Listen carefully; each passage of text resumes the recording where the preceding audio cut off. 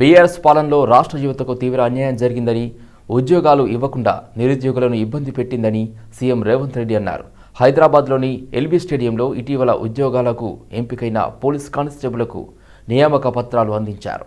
KCR double speed తో మళ్లీ అధికారంలోకి వస్తానంటున్నాడు. ఆయన ఎలా అధికారంలోకి వస్తారో నేను చూస్తానని, నేను ఇక్కడే ఉంటానని కౌంటర్ ఇచ్చారు.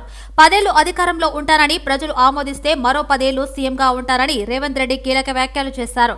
అసలు అసెంబ్లీకే రాని కేసీఆర్ కు అధికారం ఎందుకని ప్రశ్నించారు. అసెంబ్లీకి రావడానికి కేసీఆర్ కు టైం లేదు కానీ నల్లగొండ సభకు వెళ్లారని విమర్శించారు. కృష్ణా జలాల విషయంపై కేంద్రంతో కొట్లాడదామంటే కేసీఆర్ ఇంట్లో నుండి బయటకు రావడం లేదన్నారు. తన కుటుంబ సభ్యులకు ఉద్యోగాలు లేకపోతే కేసీఆర్ 100 రోజులు కూడా ఆగలేదని, వెంటనే తన కుటుంబ సభ్యులందరికీ ఉద్యోగాలు ఇచ్చాడని విమర్శించారు. కల్వకుంట్ల కుటుంబాన్ని ప్రజలు తిరస్కరించారని ఎద్దేవా చేశారు. కేసీఆర్ డ్రామాలన్నీ తెలంగాణ ప్రజలు చూస్తున్నారని అన్నారు. నేను తీసుకుంటా, మీకోసం కృషి చేస్తా. రాబోయే 10 సంవత్సరాలు నిరంతరం రోజుకు 24 గంటలు 10 ఏళ్లు మీకోసం కొట్లాడతా, 10 ఏళ్లు మీకోసం చేస్తా. 10 ఏళ్లు ఈ బాధ్యతలో ఉంటా. మీరు ఆశీర్వదిస్తే ఇంకో 10 ఏళ్లు కూడా ఇందిరమ్మ రాజ్యం ఉంటుంది. చంద్రశేఖరరావు, నీకు సూటిగా సవాలు విసురుతున్నా. ఈ 10 ఏళ్లలో నీ శాతనైతే ఒక్క ఎంటిక వీక్కొని చూడు, అప్పుడు నీకు తెలుస్తుంది. ఆయన ఎంబడే అధికారంలోకి వస్తా అంటుండు. రాబిట్ ఎట్లొస్తావు, ఉంటా నేనే కదా ఏడుకోతా, ఈయనే ఉంటా, నీ సంగతి ఏందో చూస్తా. కాబట్టి మిత్రులారా, ఆయనకు శాసనసభలకు రావడానికి అయితలేదు కానీ నల్లగొండకు పోయిండు. అందుకే ఇవాళ అట్లాంటి మాటల మాయలో పడకండి.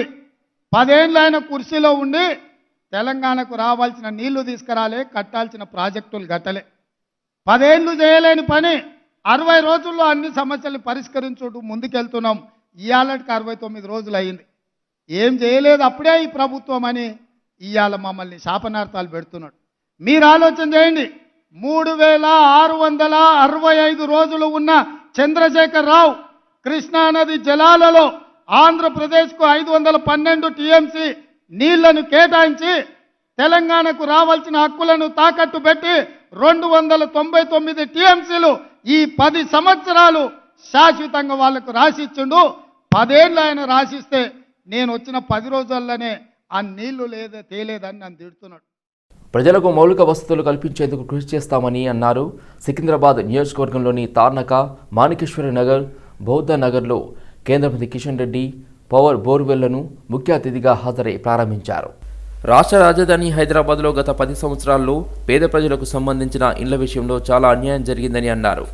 గతంలో 10 సంవత్సరాలు పాలించిన బీఆర్ఎస్ పార్టీ డబుల్ బెడ్రూమ్ పేర్లతో ప్రజలను మోసం చేసిందన్నారు. హైదరాబాద్ నగరంలో 1 కోటి జనాభా ఉంటే సుమారు 40 లక్షల మంది పేదలు, మధ్యతరగతి ప్రజలే ఉన్నారని అన్నారు. హైదరాబాద్లో డబుల్ బెడ్రూమ్ ఇళ్లకు 11 లక్షల మంది దరఖాస్తు చేసుకుంటే కేవలం 30 నుంచి 40 వేల ఇండ్లు కూడా ఇవ్వలేదని అన్నారు. కాంగ్రెస్ పార్టీ 6 గ్యారంటీలతో అధికారంలోకి వస్తే కనుచూపు మేర కూడా ప్రజలకు ఆశ కనిపించడం లేదన్నారు.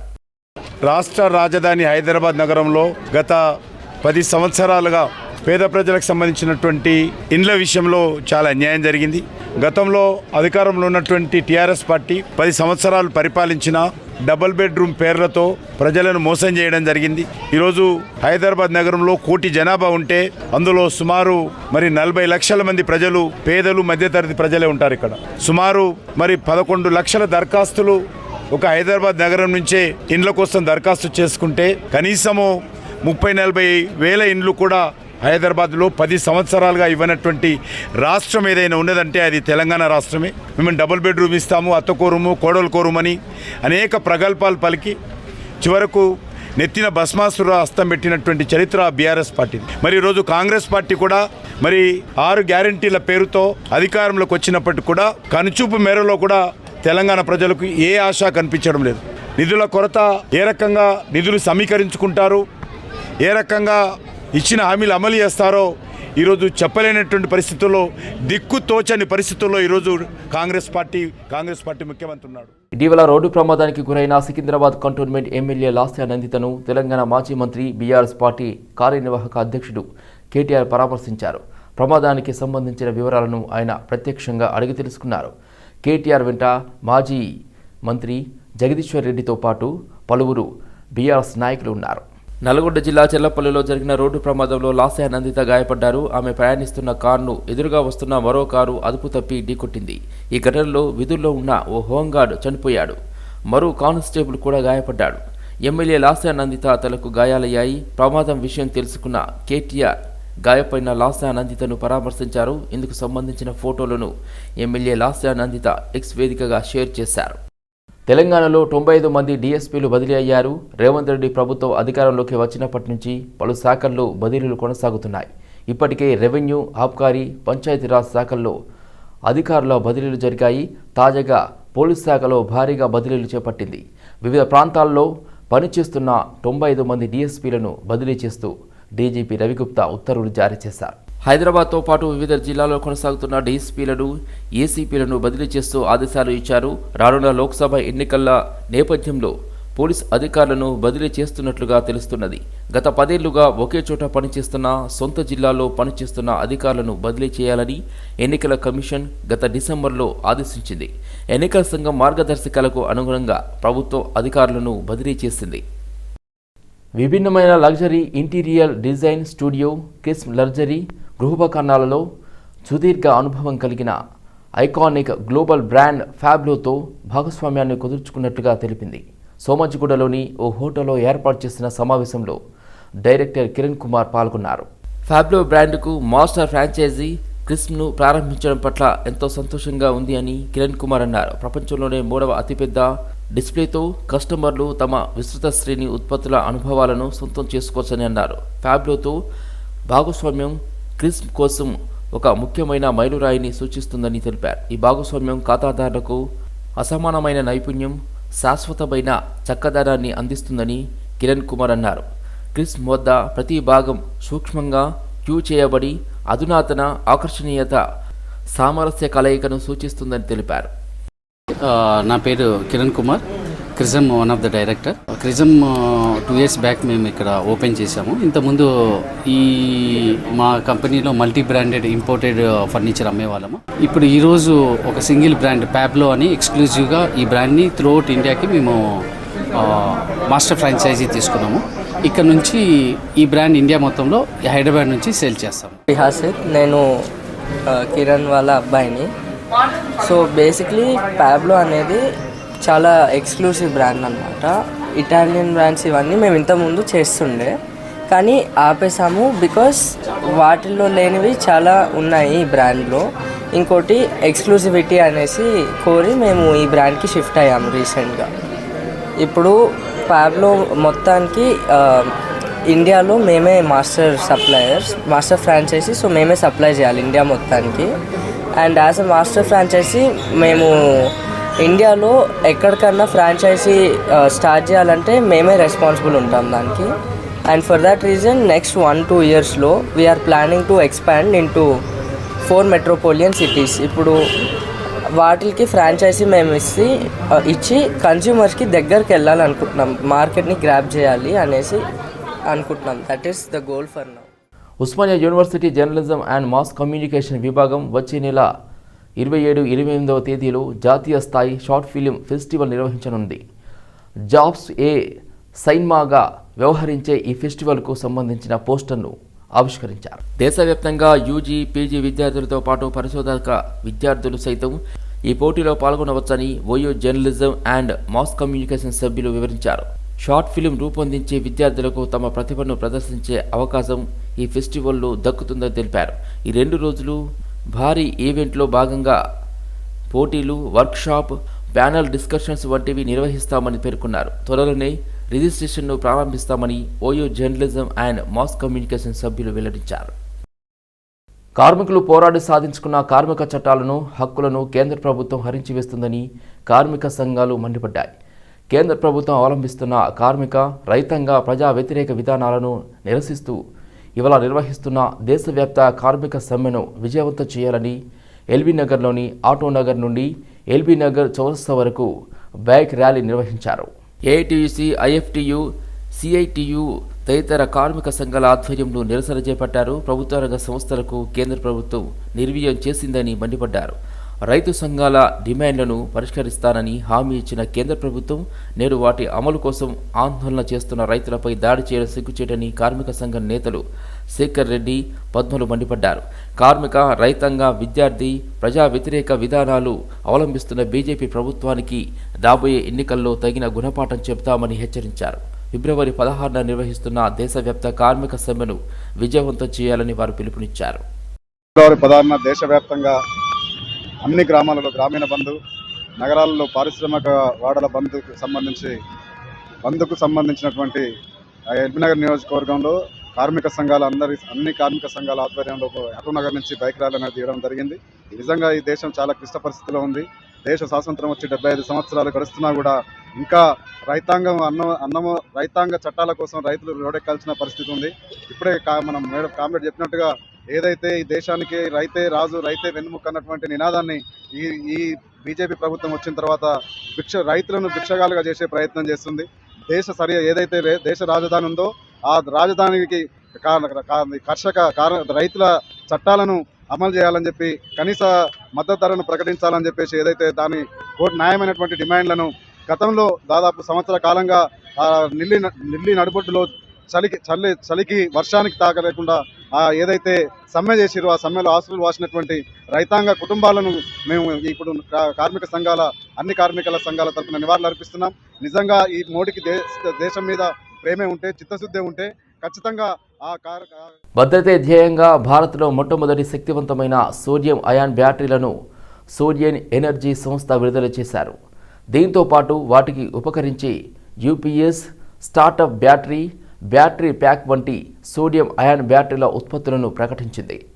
ప్రముఖ sodium ion battery developer sodium energy సంస్థ తన స్వయం సాంకేతికతతో అభివృద్ధి చేసిన సోడియం అయాన్ బ్యాటరీల ఉత్పత్తులను మొట్టమొదటిసారిగా భారత మార్కెట్లోకి హైదరాబాద్ వేదికగా విడుదల చేసింది. ప్రస్తుతం మార్కెట్లో ఉన్న సాధారణ లెడ్ యూరిస్ అన్ని లిథియం అయాన్ బ్యాటరీల కంటే సోడియం అయాన్ సాంకేతికతతో రూపకల్పన చేసిన ఈ బ్యాటరీలు ఎక్కువ శక్తి నిల్వను కలిగి ఉంటుందని శ్రీ బాలా పచ్చయ్యప్ప అన్నారు. 2026 నాటికి విద్యుత్ నిల్వల అవసరం 5 రెట్లు పెరుగుతుందని, ముఖ్యంగా అధిక జనాభా ఎలక్ట్రిక్ వాహనాల వైపు మొగ్గు చూపుతున్న తరుణంలో ఈ శక్తి నిల్వలు, పవర్ స్టోరేజ్ దోహదపడే అవకాశం ఉంటుందని sodium energy co-founder Bala Pachaiyappa తెలిపారు. బ్యాటరీ గురించి ఇంట్రడ్యూస్ చేసేది. సోడియం అయాన్ బ్యాటరీ వచ్చి వేరే బ్యాటరీ కంటే సేఫ్, లిథియం బ్యాటరీ కంటే సేఫ్. ఫస్ట్ ముందు కంటే ఇప్పుడు కొద్దిగా తక్కువగా ఉంటుంది, అంతే 10% to 10 to 15% తక్కువగా ఉంటుంది. అనదర్ 2-3 years లోపల ఇప్పుడు వాళ్ళు చేసే రీసెర్చ్లో ఈక్వల్ అవుతుంది, లేకపోతే ఎక్కువగా వస్తుంది. అది వచ్చి డెఫినెట్. ఎందుకంటే first now we are in 4th or 5th generation of sodium ion technology, layered metal oxide chemistry, and we are looking at the new chemistry called polyanion to be released. That's very much possible. So, and the next one, have you done R&D or not? Can you have a talent or not? Of course you have to, like the way if you look at Indian automobile industry developed partnering with the Japanese. If you look at 30 years ago, it was TVS, Suzuki, Escort, Yamaha, Hero, Honda. Like that, there were collaborations where we learnt and we developed, and today all of them are competing with each other. Same thing will happen in this chemistry even moving forward until we develop our talent, develop our resources, get to the Kukatpally Y జంక్షన్లోని the Chennai Silks షోరూంలో వివాహ silk festival కార్యక్రమం నిర్వహించారు. ఈ కార్యక్రమానికి ముఖ్య అతిథులుగా వర్ధమాన నటి వైష్ణవి కృష్ణమూర్తి, అల్లాపూర్ డివిజన్ కార్పొరేటర్ సబిహా గౌసుద్దీన్ పాల్గొని చెన్నై సిల్క్స్ ఏజీఎం నగేష్తో కలిసి ప్రారంభించారు. ఏసియాలోని అతిపెద్ద వస్త్ర సామ్రాజ్యం చెన్నై సిల్క్స్ అని, భారతదేశంలో అన్ని సిటీల నుంచి కొనుగోలు చేసిన ప్యూర్ కంచిపట్టు, సాఫ్ట్ సిల్క్ అన్ని రకాల చీరలు మగ్గం ధరలకే ఇక్కడ లభిస్తాయని వారు అన్నారు. వివాహాది శుభకార్యాలకు కొనుగోలు చేసిన దుస్తులపై 10% ప్రత్యేక రాయితీ కలదని, కావున ప్రతి ఒక్కరూ కుటుంబ సమేతంగా వచ్చేసి శుభకార్యాలకు అవసరమైన కంచుపట్టు చీరలు కొనుగోలు చేయాలని విజ్ఞప్తి చేశారు. ఈ అవకాశం మేదీపట్నం మరియు కూకట్పల్లి బ్రాంచ్లో ఉంటుందని, కావున కస్టమర్స్ అందరూ ఈ సదవకాశాన్ని ఉపయోగించుకోవాలని తెలిపారు. ఇప్పుడు నా పేరు మహేష్, ఏజీఎంగా ఉన్నా. ఇప్పుడు ఈ రోజు నుంచి వివాగా సిల్క్ ఫెస్టివల్ మన చెన్నై వై జంక్షన్ అండ్ మిగతా 2 బ్రాంచ్లో స్టార్ట్ చేస్తున్నాం. ఇది ఎందుకంటే మనం ఆల్ ఓవర్ ఇండియా నుంచి అన్ని సిటీల నుంచి కొనుక్కున్న ప్యూర్ కంచి పట్టు, సాఫ్ట్ సిల్క్ అన్ని వెరైటీస్ వస్తున్నాయి. ఈ వివాగా శుభకార్యం మొత్తం ఇక్కడే కొనుక్కోవాలని ప్లాన్ చేస్తామండి. ఈ ఆఫర్ ఇది మాత్రం కాకుండా ఈ వెడ్డింగ్ పర్చేస్కి 10% స్పెషల్ డిస్కౌంట్ ఇస్తున్నాం. సో అందరూ మీరు కానీ మీ ఫ్రెండ్స్ రిలేటివ్ అందరికి చెప్పేసి ఈ శుభకార్యం మొత్తం మంచిగా ఉండాలంటే చెన్నై సిల్క్స్ తోటి కోరిక చేస్తున్నామండి. చెన్నై సిల్క్స్ బ్రాంచ్ హైదరాబాద్లో 2 ఉన్నాయి. ఒకటి వై జంక్షన్లో, ఇంకోటి మెహదీపట్నంలో. ఈ 2 వాటిలో సిల్క్స్ అన్ని చాలా ప్యూర్గా, కలెక్షన్స్ చాలా బాగుంటాయి. అందరూ వచ్చి కొనండి. వివాహ సిల్క్స్ ఫెస్టివల్ ఓపెనింగ్కి ఇన్వైట్ చేసినందుకు వెరీ వెరీ థ్యాంక్స్. అండ్ ఈ ప్రోగ్రామ్ని కవర్ చేయడానికి మీడియా వాళ్ళు వచ్చినందుకు very big thanks. And once again thanks for inviting మీ చెన్నై సిల్క్స్. ఇక్కడ కలెక్షన్స్ చాలా బాగున్నాయి. సిల్క్స్ కానీ అన్నీ చాలా ప్యూర్గా ఉన్నాయి. అందరూ వచ్చి కొనండి. And once again thanks Chennai silks. Hyderabad నగరంలోని చాదర్ఘాట్ పోలీస్ స్టేషన్ పరిధిలో భారీ చోరీ జరిగింది. అక్బర్బాగ్లోని క్రిస్వా జ్యువెలరీలోకి కొంతమంది దుండగులు చొరబడ్డారు. క్లోజ్ టీం కూడా ఘటన స్థలానికి చేరుకుని సీసీ కెమెరాల ఫుటేజ్ ఆధారంగా దర్యాప్తు చేస్తున్నారు. ఈ ఘటనపై కేసు నమోదు చేసి దుండగుల కోసం గాలింపు చర్యలు చేపట్టినట్లు పోలీసులు తెలిపారు. జ్యువెలరీ షాప్ నుంచి ఎంత బంగారం, నగలను దొంగిలించారో పూర్తి వివరాలు తెలియాల్సి ఉంది.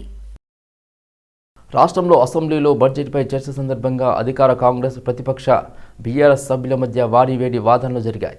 బీఆర్ఎస్ తరపున చర్చను ప్రారంభించిన కడియం శ్రీహరి ఎన్నికల సందర్భంగా కాంగ్రెస్ పార్టీ ఇచ్చిన హామీలకు అధికారంలోకి వచ్చిన తర్వాత కాంగ్రెస్ పాలకులు అనుసరిస్తున్న విధానాలకు సంబంధం లేదని విమర్శించారు. మేడిగడ్డ బ్యారేజ్పై కాంగ్రెస్ పార్టీ చేస్తున్న రాద్ధాంతంపై కూడా ఆయన విమర్శలు చేశారు. అసెంబ్లీలో కడియం మాట్లాడుతూ ఉండగా కాంగ్రెస్ మంత్రులు, ఎమ్మెల్యేలు అడుగడుగునా అడ్డు తగిలారు.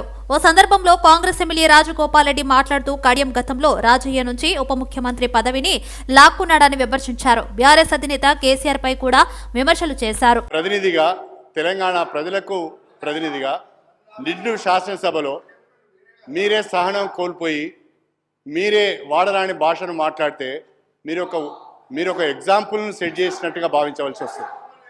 ఇది మంచి పద్ధతి కాదు అధ్యక్ష. నేను ముఖ్యమంత్రి గారు సమయం పాటించాలని నేను కోరుతున్నా. వారికి ఓ ప్రధానమైన బాధ్యత ఉంటుంది.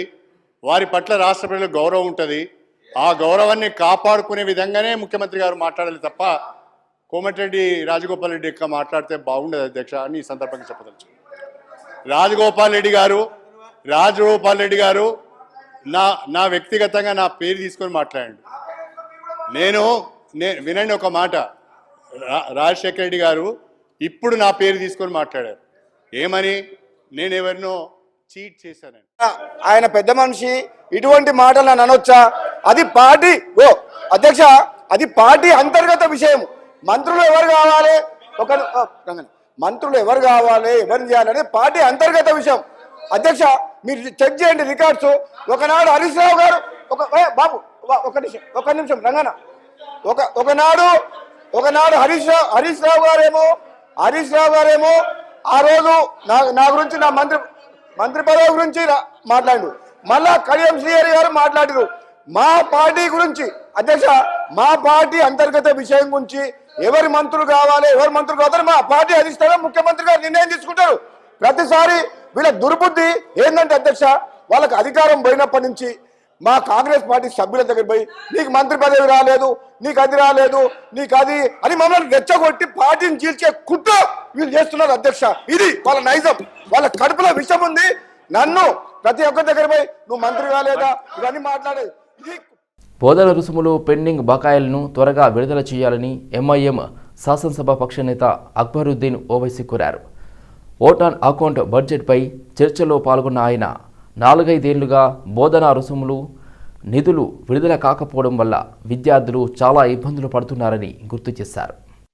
आपके जरिए हुकूमत से मुतालबा करूंगा कि माइनॉरिटी, एससी, एसटी और बीसीस के जितने स्टूडेंट्स हैं उनकी आरटीएफ, एमटीएफ जो पेंडिंग हैं, जो 4-4 साल 3-3 साल से हैं, उसको क्लियर करिए. मैं जानता हूं कि फाइनेंशियल पोजीशन कैसा है, मुझे मालूम है सारी बातें. मैं ये कहूंगा एटलीस्ट आपके जरिए हुकूमत से मैं ये दरख्वास्त करूंगा कि we should write a letters to all the colleges, all the trust and the societies running the colleges, not to hold the certificates of the students who have completed their courses. At least we can do this. देखिए देर हो रही है, लेकिन मुझे यकीन है कि हुकूमत जरूर उन सारे ड्यूज को क्लियर करेगी. So we should issue a letter to the colleges stating that they should not hold the certificates, they should release the certificates, and government will make the payment. This is very important.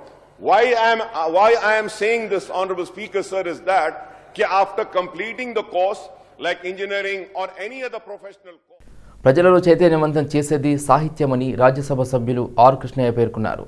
Praveen Shri రచించిన శ్రీలేఖలు కవితా సంపుటి పుస్తకాన్ని hero సుమన్తో కలిసి Somajiguda press క్లబ్లో ఆవిష్కరించారు. మనుషులలో శక్తులను బయటకు తీసుకొచ్చి సమాజానికి దిక్సూచిగా రచయితలు పనిచేస్తారన్నారు. సమకాలీన ఆర్థిక సామాజిక అంశాలపై ప్రభావశీలమైన రచనలతో రచయితలు ముందుకు రావాల్సిన అవసరం ఉన్నదని ఆర్ కృష్ణయ్య అన్నారు. రచయితలు కొత్త ఆలోచనలతో సామాజిక దృక్పథం కోణంలో రచనలు చేయాలని సూచించారు. నేటి సమాజంలో కొత్త పరిణామాల వల్ల కవిత్వం తన అస్తిత్వాన్ని కోల్పోకుండా నూతనత్వాన్ని సంతరించుకోవాలని తెలిపారు. అనంతరం పుస్తక రచయిత ప్రవీణ్ను మాజీ డీసీపీ బద్రీనాథ్తో కలిసి ఘనంగా సన్మానించారు. ఆలోచించే గొప్ప గొప్ప విప్లవకారులందరూ సాహిత్యం వల్లనే, పుస్తకాల వల్లనే, రచనల వల్లనే ప్రభావితమయ్యారు.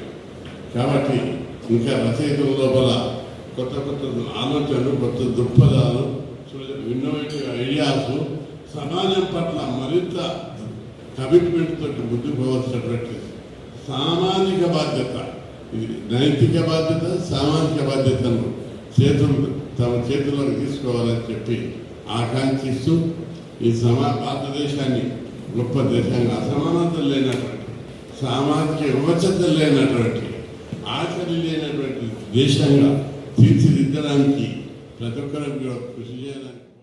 వాళ్ళ ప్రవీణ్ గారు చాలా కృషితో, ఎంతో ఆలోచనతో మన తెలుగు భాష గురించి, కవిత్వం గురించి, మన లిటరేచర్ గురించి ఇంత మంచి బుక్ని ఓపెనింగ్ చేసినందుకు, ఆ ఓపెనింగ్కి మమ్మల్ని పిలిచినందుకు చాలా థ్యాంక్స్ ఆర్గనైజర్స్కి, ఎస్పెషల్లీ రవి. రాచకొండ నూతన కమిషనర్గా తరుణ్ జోషి బాధ్యతలు స్వీకరించారు. నేరేడ్మెడ్ రాచకొండ సిపి ఆఫీసులో సాయంత్రం బాధ్యతలు తీసుకున్నారు.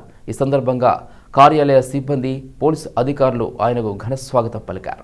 కమిషనరేట్ పరిధిలో శాంతి భద్రతలు అదుపులో ఉండే విధంగా కృషి చేస్తానని తరుణ్ జోషి అన్నారు. నగరంలో మాదక ద్రవ్యాలు సరఫరా పాల్పడిన వారిపై నిఘా ఉంచి ఉక్కుపాదం మోపుతామని వెల్లడించారు. యువత డ్రగ్స్ కు పట్ల అప్రమత్తంగా ఉండాలని సూచించారు. తర్వాత during last elections also I was here for 2 months. So first of all I want to express my thanks to the government and to the honourable CM గారు and to Honorable DGP Garu for giving this opportunity to provide services to the public of Rachakonda. So, na taraf nunchi kachitanga full commitment and professional manner lo ikkada pani chestanu. And because Rachakonda is one of the main commissionerate along with Hyderabad and Cyberabad, but the unique thing is that maku urban areas unnai, tarvata rural areas kuda unnai. So our focus will be to improve the services to the citizens of Rachakonda by providing basic policing, improving our services, having more visibility in the public space, and also having better interface with the community by. MIM నేత Akbaruddin ఓవైసీపై BJP MLA Raja Singh కీలక వ్యాఖ్యలు చేశారు. తెలంగాణలో అక్రమంగా బంగ్లాదేశ్ నుంచి వచ్చి మహిళలు చాంద్రాయణగుట్ట అడ్డాగా ఆన్లైన్లో సెక్స్ రాకెట్ నడుపుతున్నారని బీజేపీ ఎమ్మెల్యే రాజాసింగ్ మండిపడ్డారు. ఒక 20 years ఒక అమ్మాయి అఖ్తర్ బేగం బంగ్లాదేశ్ నుంచి కోల్కతా వస్తుంది ఇన్లీగల్గా. కోల్కతా నుంచి సికింద్రాబాద్ స్టేషన్ వస్తుంది. సికింద్రాబాద్ స్టేషన్ నుంచి చంద్రాయన్ గుట్టాలో వచ్చి అక్కడ ఒక ఇంట్లో ఉంటుంది. ఆ ఇల్లు ఎవరిదంటే మొహమ్మద్ సల్మాన్ భార్య షేక్ సానియా. ఆ షేక్ సానియా అమ్మ కూడా బంగ్లాదేశీ. వాళ్ళు ఎప్పుడు వచ్చినారు ఏంది తెలియదు, కానీ సెక్స్ ర్యాకెట్స్ వాళ్ళు నడుపుతున్నారు. ఇద్దరిలో ఏదో కొట్లాట జరిగింది, ఏదో ప్రాబ్లం జరిగిన తర్వాత పోలీస్ దృష్టికి వచ్చింది. అది కూడా వాళ్ళ ఇద్దరు దాంట్లోనే ఎవరైనా ఫోన్ చేసిన తర్వాతనే. అప్పుడు మన పోలీసు వాళ్ళకి తెలిసింది బంగ్లాదేశ్ నుంచి ఇనిగలుగా ఒక అమ్మాయి ఇక్కడ వచ్చి సెక్స్ ర్యాకెట్స్ నడుపుతుందని. ఆయన సపోర్ట్ కూడా ఆయన ఒక పెద్ద గ్రూప్ తయారు చేసి కూడా ప్రభుత్వంపై బీఆర్ఎస్ ఎమ్మెల్సీ కవిత విమర్శలు గుప్పించారు. మహిళకు ఉచిత బస్సు ప్రయాణం అని చెప్పి గత ప్రభుత్వంలో ఉన్న బస్సులను వాడుతున్నారని విమర్శించారు. ప్రభుత్వం ప్రవేశపెట్టిన బడ్జెట్ ఆత్మస్తుతి పరనింద అని అన్నారు. గత ప్రభుత్వాన్ని నిందించడం కోసమే బడ్జెట్ ప్రవేశపెట్టారని ఆరోపించారు. 6 గ్యారంటీలపై సరైన స్పష్టత లేదని, బడ్జెట్లో 6 గ్యారంటీలకు సరిపడా బడ్జెట్ పెట్టలేదన్నారు. మహాలక్ష్మి స్కీమ్ లో భాగంగా తులం బంగారం ఇస్తామని ఇంతవరకు ఇవ్వలేదని కవిత తెలిపారు. రాష్ట్రంలో కరెంటు కోతలు పెరిగాయని చెప్పారు. ఇచ్చిన వాగ్దానాలు అమలుకు సాధ్యం కాని బడ్జెట్ ప్రవేశపెట్టారని కవిత విమర్శించారు. ప్రతిరోజు ప్రజలను ముఖ్యమంత్రి కలుస్తారని ప్రజావాణి పెట్టారని, ఒక్కరోజు మాత్రమే కలిశారని కవిత అన్నారు. ఆ తర్వాత 2-3 మంత్రులు ప్రజావాణిలో ఉన్నారని, చివరకు ఐఏఎస్లే ప్రజావాణిలో ఉంటున్నారని చెప్పారు. ప్రజావాణి వింట అన్ని కాంగ్రెస్ లీడర్లు ఢిల్లీ వాణి వింటున్నారని విమర్శించారు. కౌన్సిల్ గౌరవ మర్యాదలను కించపరిచిన సీఎం తన మాటలను వెనక్కి తీసుకోవాలని డిమాండ్ చేశారు. దేశ కాంగ్రెస్ పార్టీకి తెలంగాణ కాంగ్రెస్ ప్రభుత్వం ఏటీఎంలా మారిందని విమర్శించారు. రాహుల్ గాంధీ పాదయాత్రకు తెలంగాణ బస్సులను పెట్టారని కవిత ఆరోపించారు.